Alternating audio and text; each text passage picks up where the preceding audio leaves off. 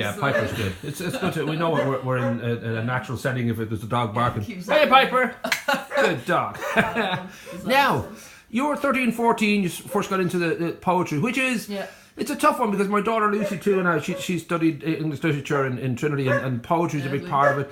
And it's a kind of a notion that poetry is only for a certain, it's almost like opera and ballet and all that. Yeah. I mean, was it ever an issue for you? Were you ever thinking, well, this is because you're all your family are musicians and it's generally rock and roll and it's you know, it's pop music, it's all those great things.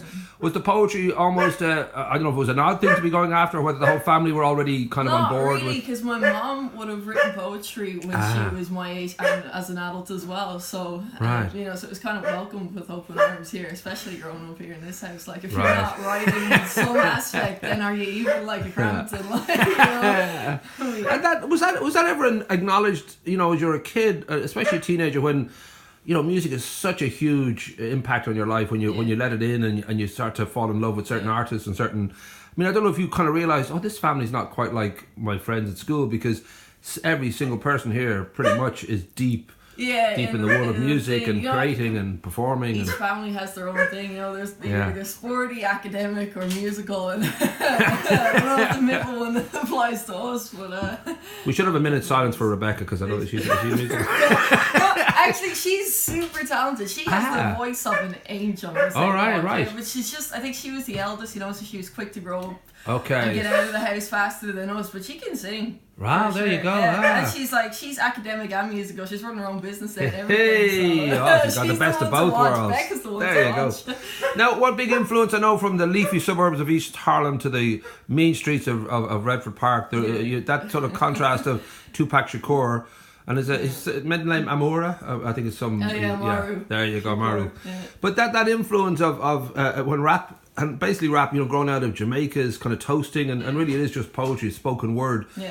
I mean, was that something that... I wouldn't have associated your dad now, Stuart, would be of a certain generation, and your mom Val, and they would have been in that sort of great 70s and 60s kind of tradition of like, you know, Fleetwood Mac and all that. Absolutely. But was that new to them? Was it a sort of surprise to them that you're kind of influenced by Tupac and that sort of whole... I don't know if it was like surprise. I think they're like, they take it in their stride, you know. It's cool to them because, like you say, I did grow up with an eclectic like range of musical influences. Right. From Fleetwood Mac to, you know, Thin Lizzy, all these like greats, even Status Quo made it in there. One thing. And then my brother El obviously would have kind of been playing Tupac and all these people before I was, and then that just inspired me and I kind of stuck with it, and then... I don't know, I just haven't stopped since, so... But it's a lovely, wonderful... Because music has so many colours and so many variants and so many different ways to approach it. And then that extends to, you know, the line between poetry and music. Gil Scott-Heron and Linton Kwesi. There's loads of people who sort of blur that line, that it is just... Absolutely. And Leonard Cohen was a poet for so long, and then he just sort of set it to music. Was it always... Because I know you did sort of singer-songwriter stuff as well. Was it always sort of in the back of your mind that this is your first love, or is it just that it's always... You know, like growing up in a musical family, you're expected to sing at family gatherings and all, and I'm not blessed with the confidence of my siblings, so I knew that if I switched to political rap and poetry, they wouldn't ask me to do it. So it's a cop-out. Right. No, but it's always... I don't think I could live in this world and not acknowledge, like, in my writing, the type of things that happen on the daily, like...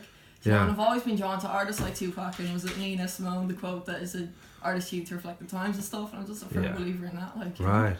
Now, that's an eternal kind of debate too in regard to, you know, can art change the world? And obviously it changes individuals, which is really what it's about. But, you know, you look at someone like John Lennon's a great example. On one level, he did a huge amount, but then also, you know, you can kind of say, well, it was just pop music, it was just a moment. True. So, you know, you look at that early 70s and and then sometimes you sort of feel that it is hugely well intentioned, but you know the idea that war is over because you've written a song called "War Is Over" is just you know, it's wishful thinking because it is, you're trying to induce a magical reality and it doesn't necessarily follow through. It's a constant battle, like. Yeah, but I suppose it is down to if you can just, you know, the individual can be influenced. It does have this, you know. For sure, and if everyone makes even the teeny tiniest bit of change, like maybe one day, maybe. So I'm thinking, in regards to an outlet, like with both Elliot and with Dylan. I mean, they've both been recording, and Dylan's on a great streak of fantastic singles, and Elliot has a huge experience with the Redwoods and his own material, and now he's deeply involved with Dylan. It's harder for poetry to get out there because I mean, I'm thinking Kate Tempest would be a great example of you know, she won both the Ted Hughes Award for her work, but also she was nominated twice for the Mercury Music Prize. Absolutely. Yeah, so but it's still quite a difficult one to sort of to break into the mainstream, like, right. You know, yeah, I don't know if you're gonna hear it like on 2FM or radio stations like that, yeah. like, you know. Yeah. But you know, we just keep trotting away, and it is kind of it's an underground scene these days. Right. But you know, spoken word artists in particular are on the rise. There's many like great poets and writers in Dublin these days who are my age too, so that's always inspiring to see and stuff. So yeah, and it's not one of those art forms that is really about like, oh, we'll have commercial success and have a number one single and you're going to have a sing along at any point. It's not really about that. Just keep doing it's for the passion, you know, and if you just keep writing away, like, and you're happy doing what you're doing, and that's it, isn't it? So that wonderful one, a warm circle that there's your parents, and they, as you said before, that you mean they would be performing down at the Touche Hotel with your godfather Billy, and that idea that's always been there. I mean, was it ever, you know, a consideration that oh well, you know, I'd like to be something else. I'd like to be a carpenter. Was it? It's such a gorgeous thing that the whole family are connected by this love of music and performing and writing. And I'd never thought and never have thought really about being anything other than a writer of some sort, like, you know. I think it's just it's embedded into my brain now, growing up around it. Still to this day, like, Dill comes home and, you know, he'd be in work all day and he sits here playing the guitar, and I'm just like, that's class, like, you know. I want that, like, you know, like, it's the only thing that I'm like relatively like I'm okay at, you know. So I'm gonna fixate on that. I think if something makes you feel good on a wet Tuesday with nothing to do, and this is a natural kind of escape in yourself, and you're able to create. Like, there's nothing quite like that as opposed to, you know, watching a movie or a video game is completely detached. But so now with the actual kind of side of it, of performing, and I know a great old internet now gives you that platform to be able to put stuff out there and people can find it. I know on the first Sunday of every month, Film Base have a slam poetry night, and that's like a kind of a, I guess, like, you know, it's a sort of competition thing. I mean, are there would you have sort of designs to, well, I'd like to do this eventually, or I don't know if there's a plan? Yeah, like performing, it's in my future, I think. I would hope, like, I can't guarantee anything, but right now I just like keep writing. 2018 was probably my most successful year of writing. Like, nothing, I didn't get anything out there. I got one track, it's out there. There's a couple on my SoundCloud, but I'm just gonna keep writing. Hopefully 2019 I'll get some of these tracks out. And then build up the confidence to actually get out there and do it, because like that's tricky, like, to actually get out. It's a real admirable thing that when there isn't an obvious prize, we'll say, sometimes you can kind of say, well, if I try to make this business work, eventually I'll make some good money, and you know, people will buy my product or whatever. But when there isn't even a kind of an obvious path, and you still love it and still want to do it and put it out there, that's a really gorgeous thing, because, you know, it's not like your motivation is purely that you need and want to do this, as opposed to, I see a cunning plan here about how to be successful, or... It's too scary to try and plan ahead, because then you freak out, oh god, no, I don't see this going anywhere. Live in the day. I should ask too, when it comes to the family are so musical, I mean, is it I don't know if there's, they talk about actors living together, they sort of deliberately don't talk about movies when they're together.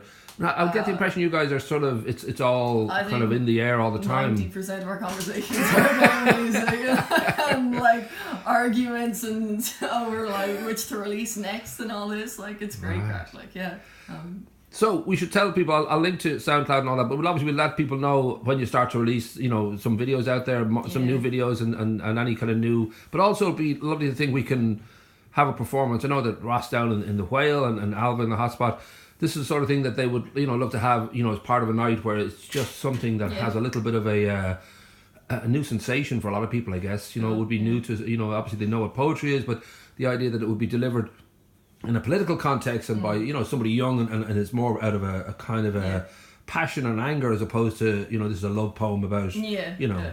So I would think that there's definitely, because people are always... sort of, you know, as much as they want nostalgia, there's also this wonderful feeling of something new just hits them. It's like a gorgeous feeling of, I didn't know this was possible, or I didn't know this was out there. So the rest of the year, you're kind of writing, but would you kind of have would you put a sort of a date or a timetable when you'd like to start releasing things? I don't know if that's That's up to Elle and Dill. Right. I got my men to record me, but okay. hopefully, I've played stuff for them and they're on board and they want to help me out. Obviously, Right. like it's just trying to find the time between the three of us, like Right. as to when we can get things done. But I'm gonna say early 2019. Boom! There we go. I think if sometimes if you stick a flag in, sometimes it just is a good thing to aim for. But I am writing away like constantly, and I've one that I'm working on right now about direct provision, and hopefully get that finished in the next few weeks. And beautiful. Well, as I said, we'll keep people up to date, and certainly when stuff is ready and it's going out there, we'll let the world know. But yeah, nicely done. I think poor Piper now really wants to come in. All right, Piper. How are you, Piper? We all